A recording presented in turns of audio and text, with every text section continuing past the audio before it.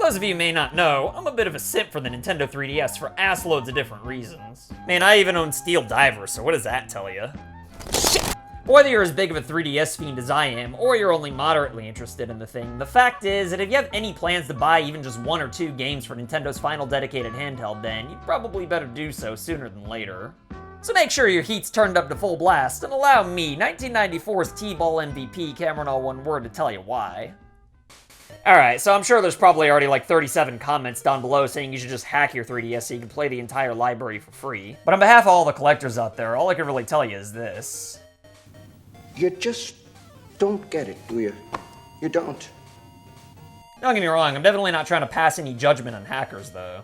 Hell, I'll only play NES and Super Nintendo games on my Hack Classic Edition consoles. All I'm saying is that this video is mainly meant for physical collectors is all. But I mean, feel free to keep watching if you're a hacker. And even though I may not collect for very many platforms anymore these days, the 3DS is one that I'm always going to have a soft spot for when it comes to owning a legitimate library. And look, I already know that rascal Spawnwave already made a video on this topic recently, but while he did get the point across as to why 2021's the time to forge for 3DS games, I think he could have done a little bit better job explaining what's so great about the 3DS in the first place. To make a short story even shorter, the best time to collect for just about any console is always about a year or two after it dies. And after 9 long years of greatness, the 3DS finally kicked the bucket in 2020, mostly because the Switch was tearing too much ass. And for whatever it's worth, I can't help but think that the whole COVID thing sped the process up a little bit. Man, after all, with Nintendo having so much trouble manufacturing Switch consoles at the time, it kinda makes sense why they wouldn't bother getting more 2DSs out in the wild, so I guess you could consider this another COVID death. Regardless of whether the cause of death was due to COVID or a fractured ass though, and let's be honest, it was probably a little bit of both. 2020 was probably the best time there was ever going to be to collect for the 3DS. Just like old Spawny said, retailers had some outstanding deals to the point where I was checking out random stores in small redneck towns throughout Tennessee. I didn't find anything super golden or anything like that, but I did manage to find a new 2DS XL with Mario Kart for $100, and I also got a couple other games as well. I'm not trying to make this into a haul video or anything like that, but I did get both versions of Yokai Watch 2 for $10 each, and I also got Ultra Sun and Moon and Detective Pikachu for $20. And for some reason, this random-ass Fossil Hunter game and the original Yokai Watch were only $5 each, so I figured what the hell, you know? I never even friggin' liked Yokai Watch, but, I mean, a deal's a deal. Sadly, though, I missed out on the majority of the deals for the later 3DS games because I wasn't quite on the ball, but even if I had taken advantage of the sales, I'd kinda felt like a little bit of a dick about it. I mean, the developer Alpha Dream went out of business because Bowser Jr.'s Journey's initial sales were even worse than Mario Tennis on the Virtual Boy. And I know this sounds kind of weird, but I feel like it would have been like buying a Fig Newton from a shop owner who's bleeding to death. Like, sorry you got shot, but I can't resist that deal you got. Don't get me wrong, though, I definitely would have bought the game if I saw it on sale.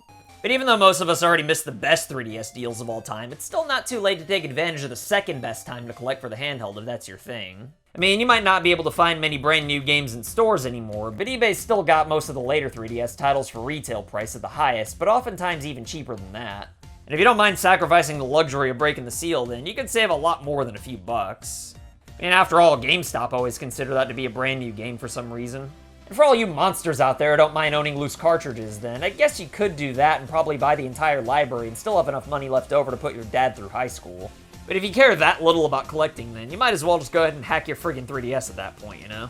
Most of the physicals that aren't so cheap anymore fall into the RPG genre, but even then, you can still find some pretty good deals if you're not being a stickler about buying new.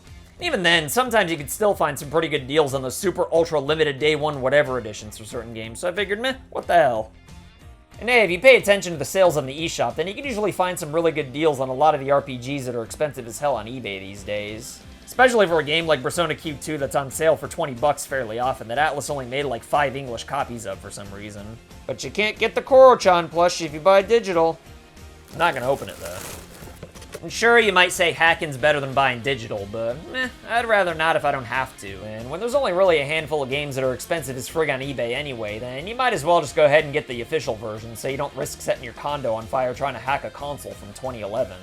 Personally, I've never been the type of collector who's interested in owning entire libraries for any console, but rather just every game that I can honestly imagine myself playing someday. And at this point in time, there's really not a whole lot more 3DS games that I actually want, but you'd better believe that I plan on finding the last of them in the near future, because it's definitely only a matter of time before everything skyrockets.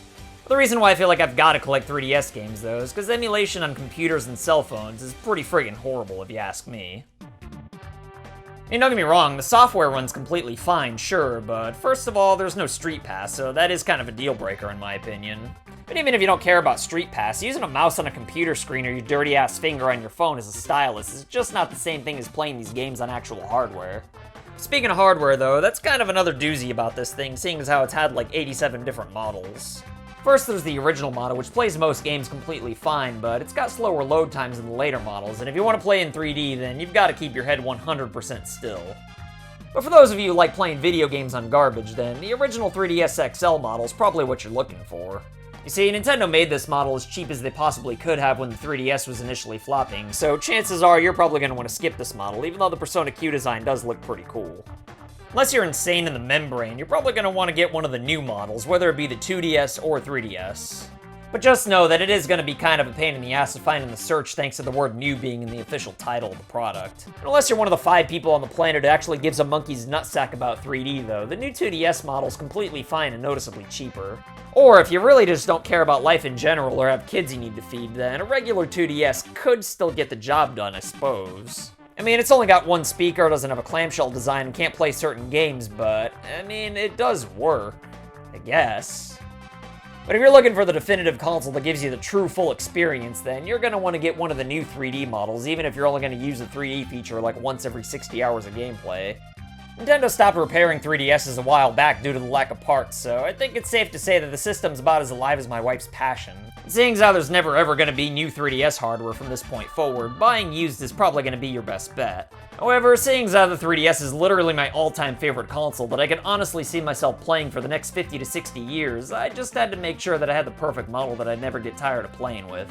And seeing as how wear and tear is inevitable, I really wanted to get a fresh start by getting something new, which led to me paying way more than I wanted for the original new 3DS. The reason this model's so expensive is because it didn't make a whole lot of new 3DSs outside of Japan that weren't the XL models. I guess Americans like everything to be supersized, I don't know. The reason why I like this model more than the XL model is because of the interchangeable faceplates. Man, I like my Pikachu model, sure, but there's nothing that beats being able to change how your 3DS looks every now and then once you get bored with it. Plus, the color of the buttons are just way more fun to look at. The screen might be an ass hair smaller, sure, but honestly, it's still big enough for me, and it feels way better in my hands and fits in my pockets way easier too. Regardless of which 3DS model you want or what games you're looking for, the time to collect is definitely now. You know what, even if you're watching this video in 2057 or something like that, the time's still probably now, because with each passing year, the console and its games are only going to get more and more expensive, just like most other retro consoles. And again, since the hardware's so unique, emulation's never going to feel quite right. At least not if you're honest with yourself, anyway. And I may be going out on a little bit of a limb here, but I also think that it's probably one of the last consoles that'll really be collectible thanks to this garbage that everyone accepts where the cartridges and discs only have half of the games on them with mandatory downloads and patches. But anyway, that's all for today though, so let me know what you think about 3DS collecting in the comments below. And if you liked this video then, you might also like my video about why no one bought Persona Q2, which everyone in the comment section for some reason took literally. You'll excuse me though, I gotta go bring my dad a new pair of pants at his job though. Later!